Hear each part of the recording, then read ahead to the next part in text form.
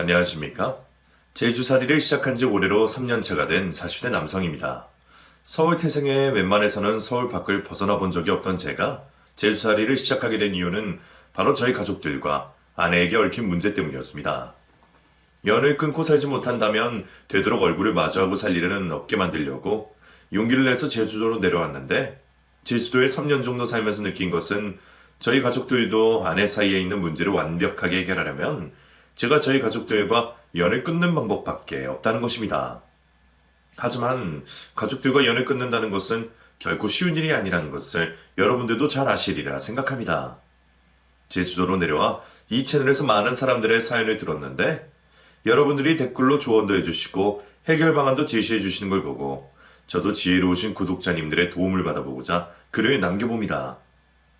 저희 가족들과 아내 사이에 문제가 생긴 근본적인 이유는 사실 제가 3대 독자라는 이유 때문입니다. 3대 독자로 태어난 저는 세상 그 누구보다 귀하게 자라왔다고 자부할 수 있을 만큼 귀하게 자라왔습니다. 여자 형제들은 받지 못한 크나큰 사랑과 금전적인 지원을 한 몸에 받으며 자라왔던 저는 엘리트 코스를 밟아 대기업에 입사를 했습니다. 대기업에 입사를 하고 난 후 솔직히 저는 앞으로도 제 삶이 지금처럼 탄탄대로일 거라고 생각을 했습니다. 그 은한 학자금 대출도 없지, 제가 부양해야 될 가난한 부모도 없지. 오로지 저에게 있는 것이라고는 물려받을 재산들과 저를 지원해주는 든든한 가족들 뿐이니 그런 생각을 할 수밖에 없었죠. 그리고 아내를 처음 만났던 그때도 이 여자를 만나면 내 삶에 오점 같은 건 없겠다고 생각했습니다. 안달이, 얼굴이 점점 부어오른 것 같은데 왜 그래? 오전까지만 해도 괜찮았잖아. 안달이, 거울 봤어? 아내를 처음 만나게 된 날은 회사 구내식당에서 점심을 먹고 알레르기 반응으로 병원에 실려가게 된 다음 날이었습니다. 견과류 알레르기가 있었던 저는 제대로 확인을 하지 못하고 구내식당에서 견과류가 들어간 음식을 먹고 알레르기 반응으로 응급실로 가게 되었죠. 안녕하세요. 회사 구내식당 영양사 박은정이라고 합니다. 어제 점심 드시고 알레르기가 심하게 올라와서 응급실에 실려갔다는 이야기 듣고 걱정이 돼서 찾아와 봤어요. 지금 몸은 좀 어떠세요? 어제 주사 맞고 응급실에서 좀 쉬었더니 금방 괜찮아졌습니다. 제 불찰로 일어난 일이라 이렇게 찾아오지 않으셔도 되는데 제가 번거롭게 해드린 것 같아서 죄송하네요. 아니에요. 어제 점심 먹고 응급실 실려갔다는 직원분이 계시다는 이야기 듣고 하루 종일 마음이 안 좋았거든요. 직접 찾아뵙고 제 눈으로 괜찮은지 꼭 확인하고 싶었어요. 그리고 죄송하다는 말씀도 드리고 싶어서 찾아왔습니다. 알레르기 반응으로 응급실을 다녀온 다음 날 영양사인 아내가 직접 저희 부서로 찾아와 저에게 사과를 했습니다. 사실 이번 일은 식단표를 제대로 확인하지 않고 먹은 제 잘못인데 직접 찾아와 제 상태를 확인하고 용서까지 구하는 아내에게 저는 그날 푹 빠지고 말았습니다. 안드레, 식당에서 부담스럽게 흐리게 쳐다보지 말고 그렇게 마음에 들면 사내 메시지로 말이라도 걸어봐. 그러다 잘 안 되면 평생 구내식당 이용 못할까봐 겁나서 못하겠어요. 그리고 제가 대시했다가 영양사님이 부담스러워서 일이라도 그만두면 어떡해요. 다 그 노릇이 무슨 그런 일로 일까지 그만둔다 그래? 그리고 사내놈이 마음에 드는 여자가 있으면 어떻게든 마음을 얻으려고 노력을 해야지. 소심하게 왜 몰래 지켜보기만 해? 내가 답답하게 죽겠네.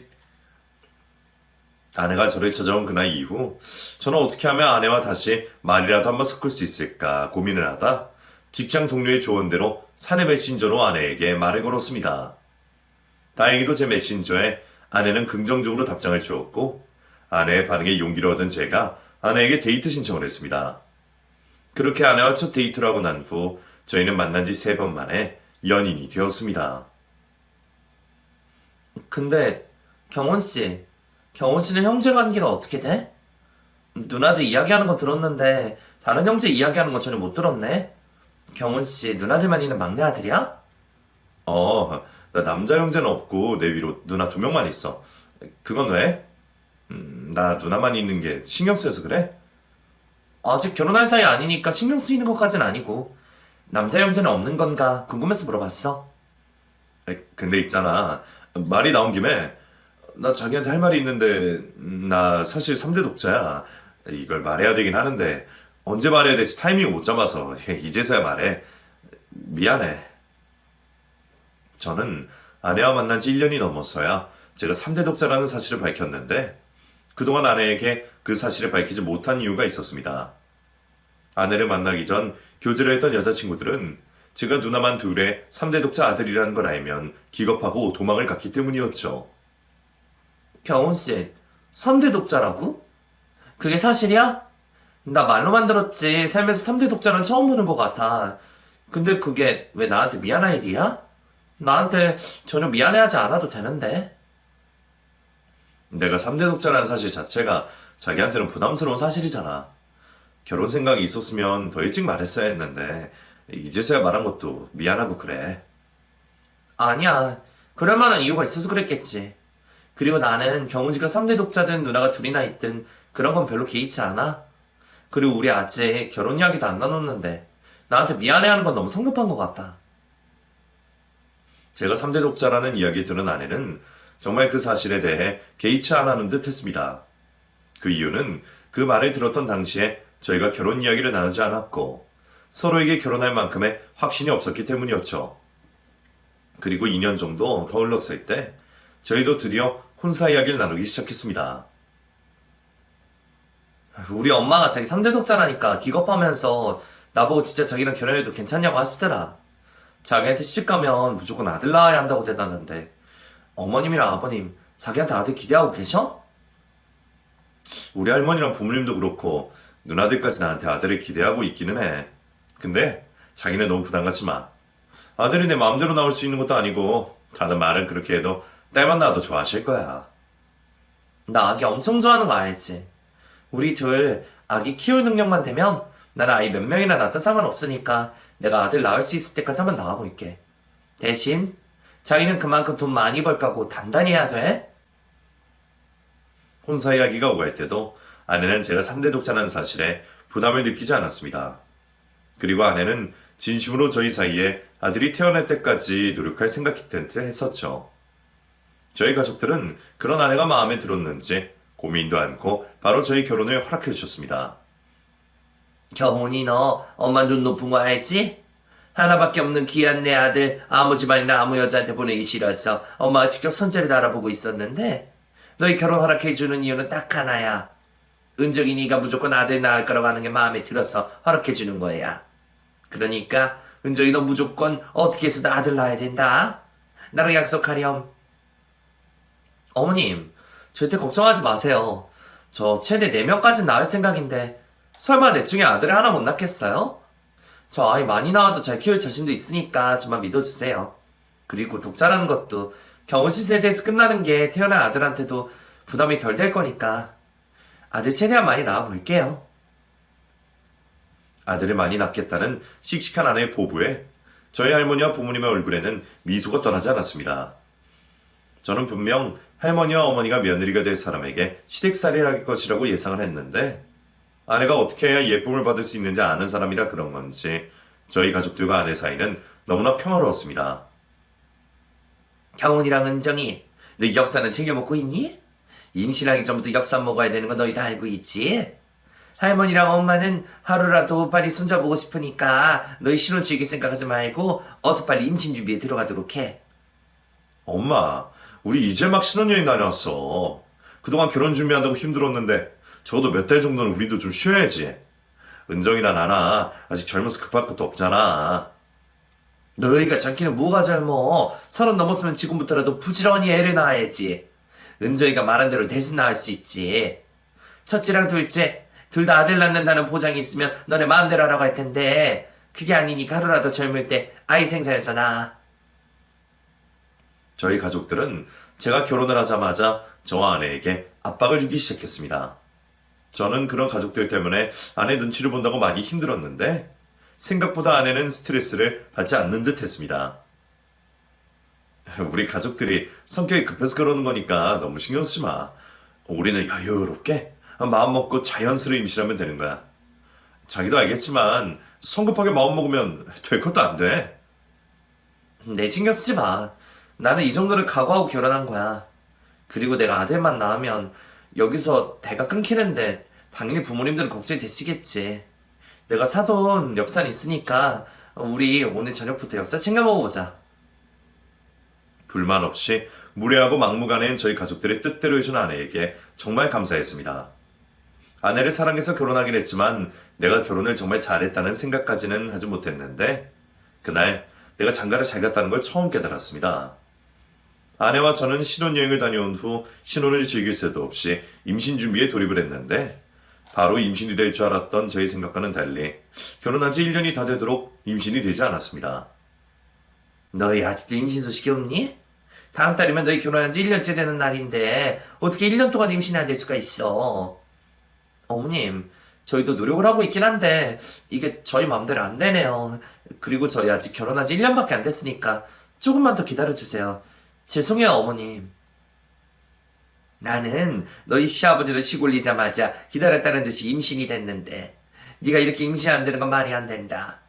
너 설마 우리 앞에서는 노력하고 있다고 하고 뒤에서는 일부러 피임하거나 그러고 있는 거 아니지? 어머님, 그런 거 절대 아니에요.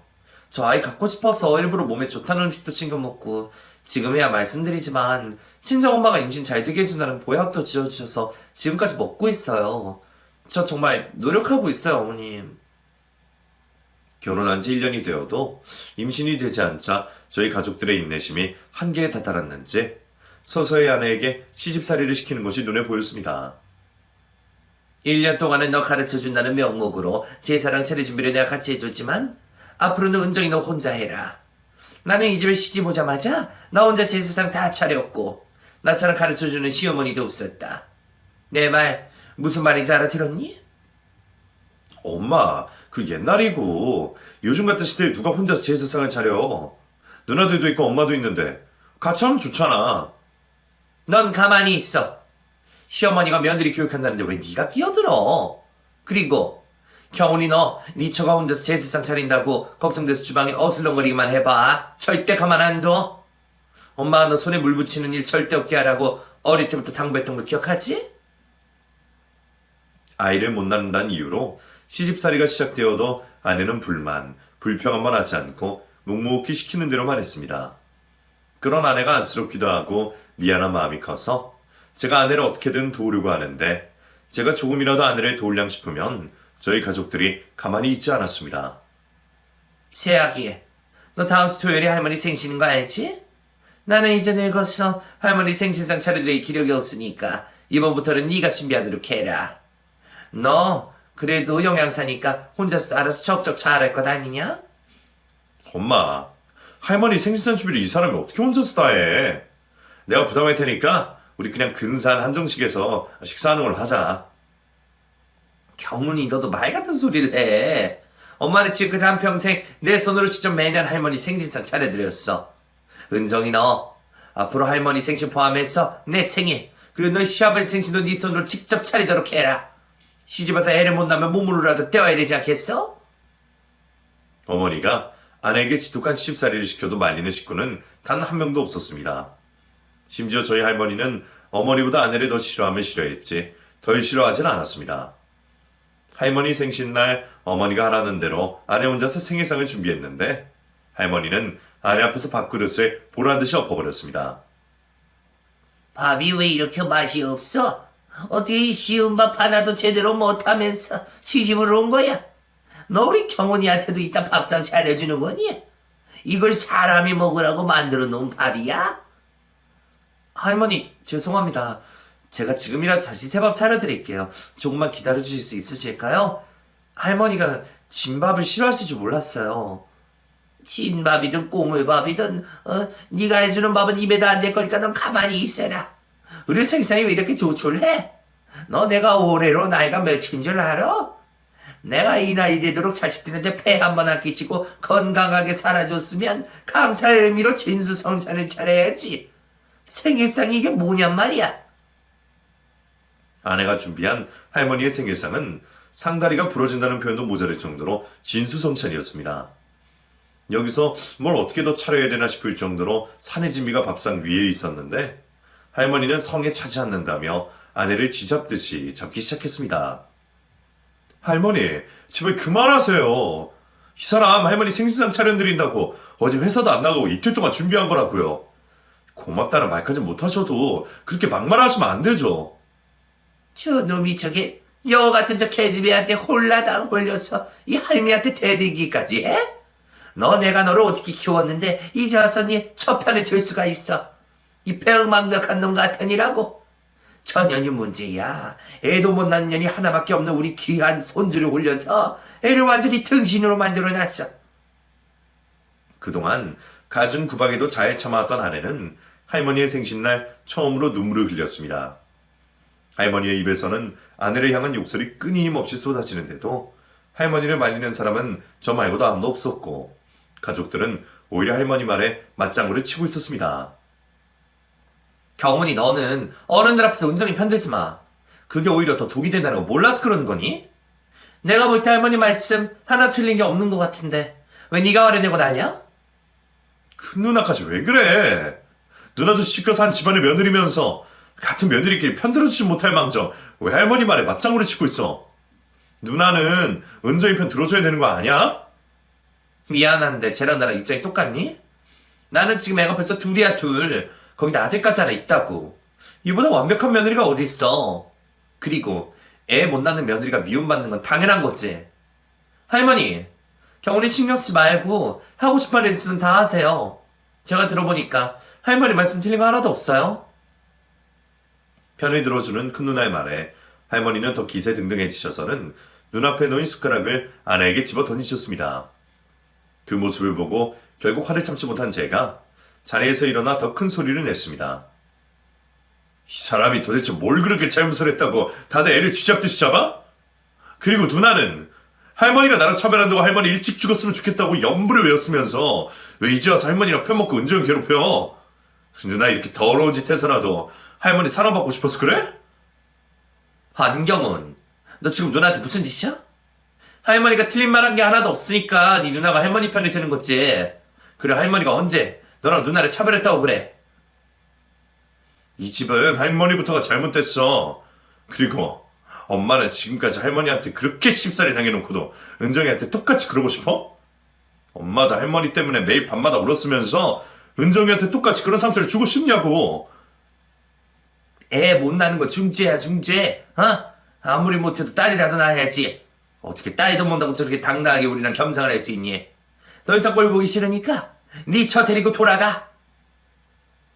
하염없이 눈물만 흘리는 아내를 데리고 집으로 돌아간 저는 아내를 앉혀놓고 아내 앞에 무릎을 꿇었습니다.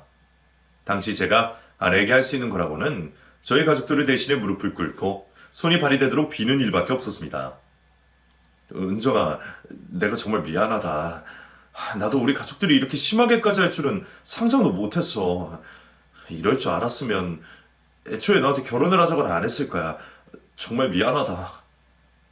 여보, 우리 왜 도대체 임신이 안 되는 거야? 우리 이렇게 간절하게 아이를 바라고 노력하고 있는데 왜 임신이 안 되는 거냐고. 내가 임신만 했어도 이런 일 없었을 텐데. 나 정말 아이 못 가지면 어떡해? 우리 결국 이혼해야 되는 거 아니야? 아내는 저희 가족들에게 구박을 그렇게 당했음에도 불구하고 저희 가족들을 탓하기는커녕 본인을 탓하며 자책했습니다. 은정아, 우리 아이 가질 수 있어. 인공수정이든 시험관이든 뭐든 하면 언젠가는 아이 가지게 될 거야. 그러니까 이 일로 스스로 자책하지 마. 이건 우리 잘못이 아니라 아이 못 가졌다고 욕하는 우리 가족들이 잘못된 거야. 어머님이 나한테 절대로 인공수정이랑 시험관 하지 말라고 하셨어. 자연 임신이 아니라 인위적으로 임신하는 건 인간의 존엄성을 파괴하는 짓이고 그렇게 낳은 손주는 손주를 인정하고 싶지도 않으시다고. 무조건 자연 임신하라고 하셨어. 엄마가 언제 또 너한테 그런 말 하셨어? 은정아, 엄마 말 하나하나 다 신경 쓸 필요 없어. 엄마도 옛날 사람이라 뭐 또 모르고 하시는 말씀이니까 무시해도 돼. 그리고 그렇게 해도 임신 안 되면 안 되는 대로 살자, 은정아. 우리 아이 없어도 둘이서 행복하게 잘 살 수 있어.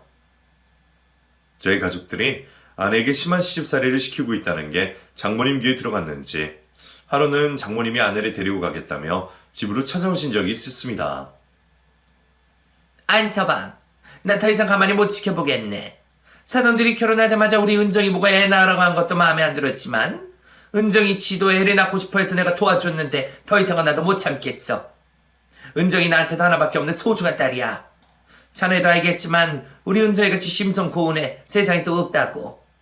이게 내가 그렇게 키워서 그런 게 아니라 천성이 그런 애인데 어떻게 그런 애 못살게 굴 수가 있어.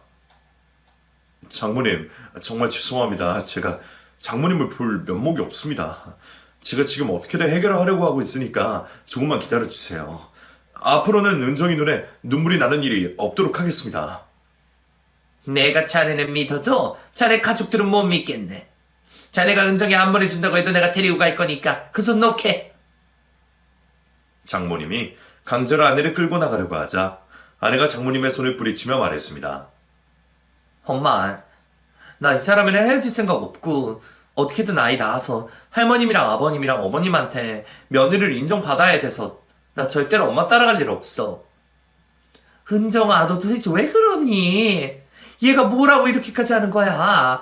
너 애 안 낳아도 돼. 안 낳아도 되니까 이제 그만하고 이 집구석이랑 연 끊고 엄마랑 가자. 싫어. 나도 애 갖고 싶고 낳고 싶다고. 내가 낳고 싶다 했는데 엄마 왜 그래? 내가 견디지 못할 만큼 힘들어지면 그때 내 발로 이 집에서 나갈 테니까 엄마는 그냥 가만히 좀 있어. 결국 장모님은 가슴에 대못이 박힌 채로 돌아가셨습니다. 그리고 아내는 반쯤 정신 나간 상태로 지냈는데 갑자기 자기 몸에 무슨 문제가 있는 것 같다고 몇 날 며칠 울고 불길래 결국 산부인과에 데리고 가 이미 해본 정밀 검사를 다시 해봤지만 아내에게는 아무 문제가 없었습니다. 임신하는데 전혀 문제 없는 몸이라고 하니까 우리 조금만 더 노력하면 임신할 수 있을 거야. 지금은 아이가 우리한테 올 때가 아니라 그런 거지. 우리 반드시 아이 낳을 수 있어. 그러니까 너무 힘들어하지 말자, 은정아. 심적으로 힘들어하는 아내를 어르고 달래며 겨우 진정을 시키긴 했지만 저희가 결혼한 지 3년이 넘어갈 때까지도 저희는 아이를 갖지 못했습니다. 솔직히 저는 그 정도가 되면 아내도 저희 가족도 아이를 포기할 거라고 생각을 했는데 저를 제외하고는 그 누구도 아이를 포기할 생각을 하지 않았습니다. 새아기 너 아이 낳기 전까지 이 집안 문지방 넘을 생각하지 마라.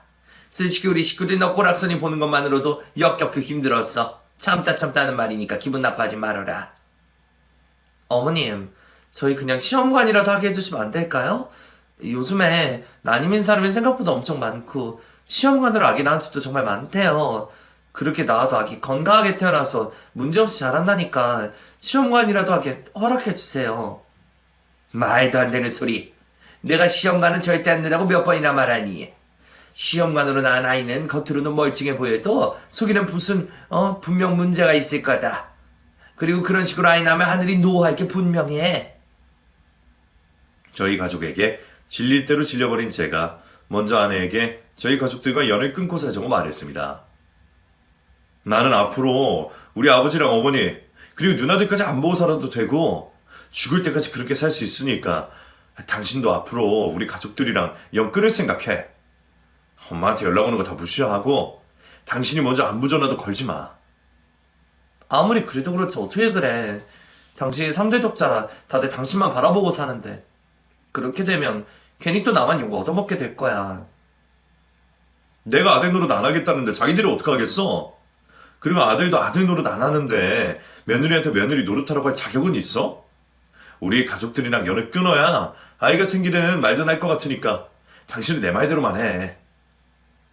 정말 가족들과 연을 끊을 생각으로 단단히 마음을 먹고 제가 먼저 저희 가족들과 연락을 끊고 살고 있던 중 저희 어머니에게서 전화가 한 통 걸려왔습니다. 경훈아, 너희 집 현관 비밀번호가 어떻게 되니? 엄마가 나랑 은정이 주려고 반찬 좀 가져왔는데 이것만 잠깐 놓고 갈 생각이니까 비밀번호 좀 알려줘 봐라. 갑자기 웬 반찬이야? 그냥 문 앞에 두고 가면 퇴근하고 내가 안에 들려놓을 테니까 문 앞에 두고 가. 이 날씨에 문 앞에 두고 가면 음식 다 상하지. 은정이가 좋아하는 반찬으로 만들어 왔으니까 얼른 비밀번호 알려줘봐.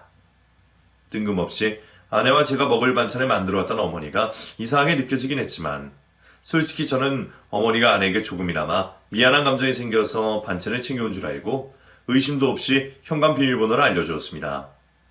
그리고 그날 저녁 아내가 퇴근을 하고 집으로 돌아갔는데 거실에는 어머니와 누나들이 저희를 기다리고 있었습니다. 너희들 왔니? 그냥 가려다가 오랜만에 우리 아들 얼굴 좀 보고 가려고 기다리고 있었다. 하참. 그리고 은정아, 네 물건 하나도 남김없이 내다 버렸으니까 그렇게 알고 있어라. 어머님, 제 물건을 내다 버리셨다뇨. 도대체 왜요? 어머니 제 물건 정리하려고 거짓말로 이 사람한테 현관 비밀번호 알려달라고 하신 거예요? 나 이제 너한테 손주 같은 거 기대 안 하고 너희들 이혼시키기로 마음먹었다.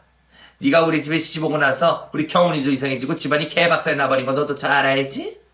너도 일만의 양심이라는 게 있다면 이제 그만 우리 경훈이 놓아줬으면 한다. 아내의 물건을 내다 버렸다는 어머니의 말이 듣고 집안을 확인해 보니 집에는 아내의 흔적이라고는 찾아볼 수 없을 정도로 아내의 물건이 남김없이 사라져 있었습니다. 어머님, 이게 도대체 무슨 짓이세요? 어머님이 아무리 저에게 심한 말을 해도 저는 어머님 이해했다고요. 그래서 이렇게 된 거 다 내 탓이라고 생각하면서 지냈는데 아무리 이 모든 게 제 탓이라고 해도 그렇지 이건 아니죠. 이렇게 해야 너도 나한테 질려서 경훈이는 이혼할 것 같더라. 네가 좀 구질구질하고 좀 끈질기니? 내 나름대로 네가 정되게 만들어주려고 노력한 거니까 넌 나한테 고마워해. 지금껏 그 수모를 당해도 단 한 번도 큰 소리 내거나 대들지 않았던 아내는 그날 모든 게 폭발해버린 건지 저희 어머니에게 소리를 고래고래 지르며 울분을 토했지만 저희 어머니는 혼자 다른 세상이라도 있는 사람처럼 영혼 없는 눈빛으로 허공을 바라보며 아내의 말은 귓등으로도 듣지 않았습니다. 다 필요 없고 당장 이혼해. 이혼하라고. 너희도 이혼하면 모든 게 끝났는데 왜 이혼을 안 해? 너 끝까지 우리 경훈이랑 이혼 안 하고 버티면 그땐 내가 너 찢어 죽여버릴 테니까 그렇게 알아. 어머니의 마지막 말이 끝나기 무섭게 아내는 그 자리에서 혼절하고 말았습니다. 병원으로 실려간 아내는 장기 입원으로 치료를 받아야 된다는 의사 선생님의 진단에 따라 입원을 하게 되었는데 아내가 입원을 했다는 소식을 듣고 아내의 절친한 고등학교 동창이 병문안을 왔습니다. 은정아, 이게 다 무슨 일이니? 너 결혼하고 나서 연락이 잘 안 되길래 무소식이 희소식이다 하고 지냈었는데 왜 이러고 누워있는 거야? 나 정말 속상하다. 미친이야, 좋은 일도 아닌데 여긴 어떻게 알고 왔어? 너한테만큼은 잘 사는 모습 보여줘야 되는데 너 보기 내가 많이 부끄럽다. 잘 사는 모습 보여주는 건 좋은데 힘든 일이 있을수록 나한테 더 연락을 했어야지. 왜 너 혼자 소화리하다 이 지경까지 오게 된 거야? 너 힘든 것도 모르고 나는 나 사는 거 바쁘다고 먼저 연락 안 했는데 정말 미안해. 아내는 오랜만에 만난 고등학교 동창에게 그간 무슨 일이 있었는지 이야기를 해주었습니다. 아내의 친구는 이야기를 듣는 내내 제 눈치도 보지 않고 저희 가족들에 대한 욕을 내뱉기도 하고 화를 참지 못하고 허공에 발길질까지 했는데 아내의 이야기를 다 듣고 나서 저에게 이렇게 말했습니다. 경훈 씨도 병원에 가서 검사해보셨어요? 3년 넘도록 임신이 안 됐는데 은정이한테 문제 없으면 경훈 씨한테 문제가 있을 수 있는 거 아니에요? 설마 경훈 씨는 검사 안 해보신 거 아니죠? 제가 병원에 가서 검사받을 생각은 못했어요. 저는 저희 둘한테 문제가 있는 게 아니라고 생각을 하고 있어서 저까지 할 필요가 없다고 생각했어요. 의사 선생님이 남편도 검사해보라고 하지 않았어요? 보통은 부부 둘 다 검사 받아보는데? 이참에 경훈 씨도 병원에 가서 검사 한번 받아보세요. 아내로 저도 단 한 번도 저에게 문제가 있어서 임신이 안 되고 있다는 걸 생각도 못 해봤습니다. 지금 생각해보면 그때 제가 참 어리석고 경솔했었죠. 아내의 친구의 조언대로 저는 병원에 찾아가 검사를 받아보았는데 그곳에서 충격적인 사실을 알게 되었습니다. 검사 결과 남편분이 무정자증이세요. 지금까지 임신이 안 됐던 건 아내분에게 문제가 있어서가 아니라 남편분이 무정자증이셔서 임신이 안 된 거라고 보시면 됩니다. 의사 선생님 입에서 제가 무정자증이라는 말이 나오자마자 아내는 바로 저희 집으로 달려갔습니다. 아내가 반쯤은 미쳐서 저희 집으로 달려갔는데 저는 그런 아내를 말릴 수도 없었고 그럴 자격도 없었습니다. 네가 여기 왜 왔니? 그날 그렇게 쓰러져서 걱정됐는데 지금 보니까 걱정할 필요가 전혀 없었구나. 애를 안 낳아서 그런지 나이에 비해 체력이 좋은 것 같네. 어머님, 당장 저한테 사과하세요. 할머니도 아버님도 형님들도 저한테 당장 사과하시라고요. 저 사과받을 때까지 이 집에서 한 발짝도 안 나갈 거예요. 다짜고 저게 무슨 소리야. 우리가 너한테 왜 사과를 해야 되는데. 사과는 오히려 우리 쪽에서 너한테 받아야 되는 거 아니야? 남의 집 대를 그렇게 끊어놓고도 네가 사과받고 싶어? 어머님, 집 대가 왜 끊겼는지 어머님도 그동안 진실을 알려드릴까요? 어머님이 지금까지 손주를 못 본 이유는 어머님 아들이 무정자증이어서 그런 거래요. 저한테 문제가 있어서 아이가 안 생긴 게 아니라 어머님 아들이 무정자증이라 임신이 안 된 거라고요. 이제 아시겠어요? 어머님 아들 몸에 아이를 생산할 씨 같은 건 없다고요. 아내의 말에 어머니는 그 자리에 주저앉고 말았습니다. 그리고 어머니는 믿을 수 없다는 절망적인 표정을 지으며 저를 바라보셨지만 아내와 어머니의 얼굴을 볼 면목이 없었던 저는 어머니의 눈을 피할 수밖에 없었습니다. 당신 어머님 계신 이 자리에서 선택해. 어머님이 하라는 대로 우리 이혼할래? 아니면 당신 가족들의 연 끊을래? 당신이 당신 가족들의 연 끊는다고 하면 나 사과 같은 것도 안 받고 여기서 끝낼게. 당신이 선택해. 나야 당신 가족들이야. 윤정아, 지금 내가 여기서 어떻게 선택해? 일단 아버지랑 누나들 이야기도 들어보고 결정하자. 엄마도 지금 많이 당한 것 같아. 그래서 당신은 당신 가족들을 선택하겠다 이 말이야. 내가 당신 가족들한테 어떤 취급을 당하고 살았는지 당신이 옆에서 지켜봤으면서도 그 소리가 나와? 그리고 이게 다 누구 때문인데? 솔직히 다 당신 때문 아니냐고. 한참을 고민하던 저는 어머니에게 별다른 말 없이 아내의 손을 잡고 부모님의 집에서 빠져나왔습니다. 저희 가족들이 아내에게 했던 만행들을 누구보다 더 잘 아는 제가 아내를 버리고 저희 가족들을 선택할 수가 없었습니다. 아내와 저는 저희 가족들과 연을 끊고 아이 생각 없이 둘만 살자고 다짐을 했는데 아내는 그날 이후 괜찮아지기는커녕 점점 더 미쳐갔습니다. 은정아, 이 새벽에 여기서 뭐하고 있어? 너 설마 우는 거야? 나 깨우지 그랬어. 왜 구석에서 혼자 울고 있어? 여보, 우리 입양이라도 할까? 나 입양해도 내가 낳은 아이처럼 잘 키울 수 있는데 정 안 내면 입양이라도 하자. 나 아이 없어도 잘 살 수 있을 거라고 생각했는데 안 되겠어. 나 아이가 갖고 싶어, 여보. 내가 미안하다, 은정아. 내가 정말 미안해. 건강했던 너를 내가 이렇게 만든 것 같다. 저는 힘들어하는 아내를 데리고 정신과 병원을 찾았습니다. 그 이후로 아내는 1년을 꼬박 정신과 치료를 받았는데 치료 덕분인지 아내는 결혼 전과 같은 밝은 모습으로 돌아갈 수 있었습니다. 여보, 진이가 다음 주말에 부부 동반으로 여행 가자고 하던데 당신 갈 수 있지? 진이 남편이 회사 이벤트로 펜션 이용권이 당첨돼서 우리 보고 같이 가자더라. 오랜만에 서울 벗어나서 놀러가면 뭐 나야 좋지. 근데 진희 씨 아들 2살이라고 하지 않았어? 아기를 어떻게 하겠대? 데리고 가겠대? 맡길 데가 없어서 데리고 가야 되나 봐. 진이는 데리고 가기 싫어하는데 내가 돌봐준다고 데리고 오라고 했어. 어쩌다 아내 친구 부부와 동반으로 서울 근교여행을 가게 되었는데 아내는 아내 친구의 아들을 너무나도 예뻐했습니다. 아내가 아이를 보고 속상해할까봐 걱정을 했는데 아내의 모습을 보니 안심을 해도 되겠다는 생각이 들었습니다. 진이야, 하준이 보니까 나한테 아이 같은 건 없어도 될 것 같아. 조카들을 내 새끼라고 생각하고 사는 것도 나쁘지 않을 것 같은데? 꼭 내가 낳아야지 내 새끼는 아니잖아. 그래, 은정아. 우리 하준이 네 새끼라 생각하고 많이 예뻐해줘? 하준이도 엄마만큼이나 든든한 이모 생기면 좋잖아. 아내가 아이에 대한 미련을 깨끗이 떨쳐낸 것 같아 보였습니다. 그날은 그 어떤 때보다 홀가분한 마음으로 하루를 보냈는데 늦은 새벽 3시쯤 아내의 친구가 자고 있는 저를 다급하게 깨우기 시작했습니다. 경호씨, 눈 좀 떠봐요. 지금 은정이가 우리 하준이 흔적도 없이 사라졌다고요. 그게 무슨 소리예요? 은정이 방금까지 제 옆에서 자고 있었는데 어디 갔다는 거예요? 애가 울어서 잠깐 밖에 산책하러 간 거 아니에요? 저희 남편이 이 근처 샅샅이 뒤졌는데 은정이가 보이지도 않고 연락도 안 돼요. 경호씨가 은정이한테 연락 좀 해봐요. 은정이가 우리 아들 훔쳐간 것 같아요. 아내 친구의 말을 듣고 제가 펜션 안과 그 근처를 쥐잡듯이 뒤졌지만 아내와 아내 친구 아들은 보이지 않았습니다. 해가 뜰 때까지 저와 아내 친구 부부는 사라진 제 아내와 아이를 찾아다녔는데 해가 어스름하게 떠오르고 있을 때 아내에게서 연락이 왔습니다. 내가 정신이 없어서 당신한테 말 못하고 왔는데 나 지금 집이야. 그리고 나 하준이랑 같이 있으니까 진이한테는 걱정하지 말라고 전해줘. 당신, 진희 씨한테 말도 없이 애를 데리고 가면 어떡해? 진희 씨 놀라서 애 찾는다고 경찰에 신고하고 난리도 아니야. 나랑 사라졌으면 당연히 나랑 같이 있는 거라고 생각하면 되지. 걔는 왜 경찰에 신고까지 했대? 진이한테 나랑 하준이 같이 있으니까 안심하라고 해줘. 아내의 행동도 그렇고 아내의 말투도 평소와 다르다는 게 느껴졌습니다. 아내가 친구 아들과 함께 집에 있다는 이야기 듣고 한달음에 집으로 달려갔는데 아내는 안방의 침대에 친구 아들을 껴안고 자장가를 부르고 있었습니다.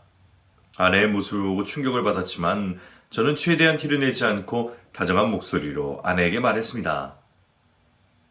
여보, 우리 왔어. 도대체 왜 말도 없이 애를 데리고 온 거야? 진씨가 얼마나 놀라는 줄 알아?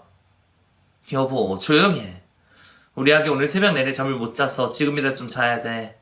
그래 여보, 진이랑 진이 남편 좀 내보내줄 수 있어? 당신 지금 무슨 소리 하는 거야? 진희 씨가 하준이 데리고 집에 갈 거니까 하준이 이리 줘. 당신이야말로 무슨 소리 하는 거야. 내 애를 진이한테 왜 줘? 진이가 왜 내 애를 자기 집에 데려간다는 거야? 꿈에서나 나올 법한 아내의 행동에 저는 너무 충격을 받아 할 말을 잃어 움직이지도 못하고 그 자리에 서 있는데 옆에 있던 아내 친구가 참다 못해 아내에게 다가갔습니다. 은정아, 너 왜 그래? 하준이 내 아들이잖아. 은정이 너 지금 일부러 장난치는 거지, 그치? 장난이라니. 너나 장난치지 마. 우리 아들이 왜 네 아들이야?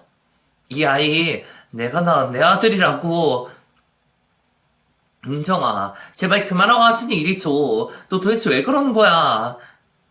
아내의 친구가 자신의 아들을 데리고 가려고 하자 아내가 찢어질 듯한 소리를 내며 악을 질러댔습니다. 손대지 마. 손대지 말라고. 내 아들한테 손대지 말라고. 얘가 어떤 애인 줄 알아?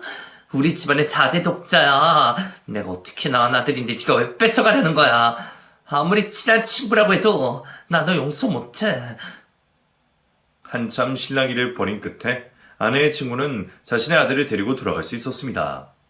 저는 지체하지 않고 바로 아내를 응급실로 데려가 정신과 병동에 입원을 시켰습니다. 그리고 아내를 입원시키고 난 후 저는 부모님을 찾아갔습니다.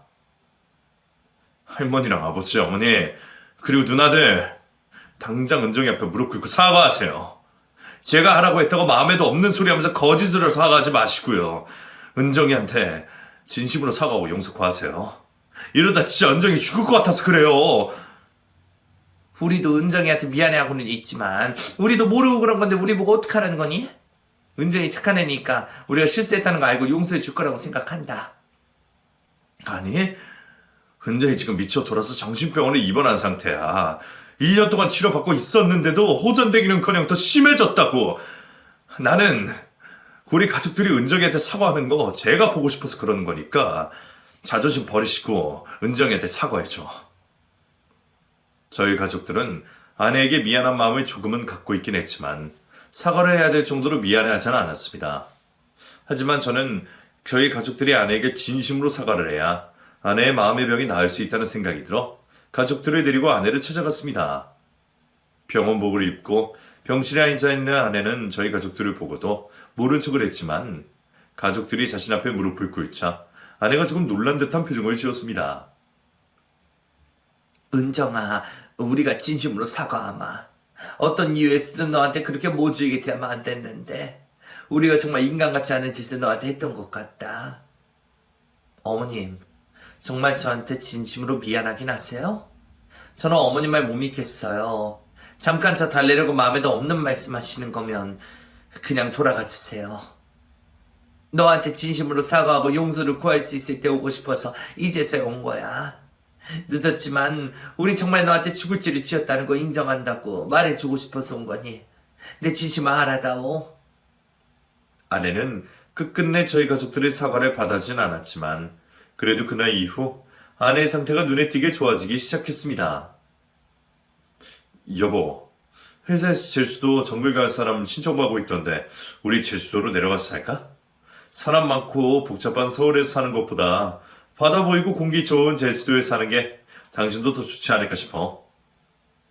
당신이 그러고 싶으면 그렇게 해. 근데 여보, 나 병원 치료 다 받고 다 나으면 우리 그때 아이 입양하자. 내가 지금 미쳐서 그렇게 해서라도 아이 갖고 싶어서 하는 말이 아니라 오래전부터 생각해왔던 일이라 하는 말이야.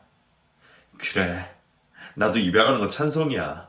대신 당신 말대로 병원 치료 다 받고 당신 다시 건강해지면 그때 입양하든지 해보자. 그럴 수 있지? 당연하지. 나도 지금 이 상태로는 아이 입양하고 싶지 않아. 내가 아이에게 좋은 부모가 될 수 있을 때 그때 입양하고 싶어. 그렇게 아내와 저는 서울을 떠나 제주도에 정착을 하게 되었습니다. 제주도로 내려와서는 아내는 꾸준히 정신과 치료를 받았고 저와 함께 제주도에 있는 보육원에 봉사활동을 다니며 건강하고 행복하게 지내고 있습니다. 하지만 문제는 제주도로 내려와서도 아내가 저희 가족들 때문에 스트레스를 받는다는 것입니다.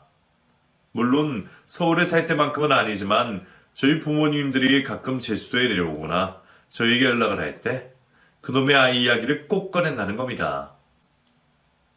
너희 결국 입양을 할 거냐? 하게 된다면 되도록 닮은 애를 입양해라. 부모가 어떤 사람인지 분명한 애를 입양해라 하는 등 여전히 아내에게 스트레스를 주고 있다는 겁니다. 이러다 아내가 오랜 시간 받아온 정신과 치료가 물거품이 되고 아내가 다시 힘들어할까봐 걱정이 됩니다. 아내와 저는 매일 행복한 미래를 그리며 살고 있는데 저희 가족들 때문에 모든 것이 망칠까봐 너무 두렵습니다. 이럴 때 저는 어떤 선택을 해야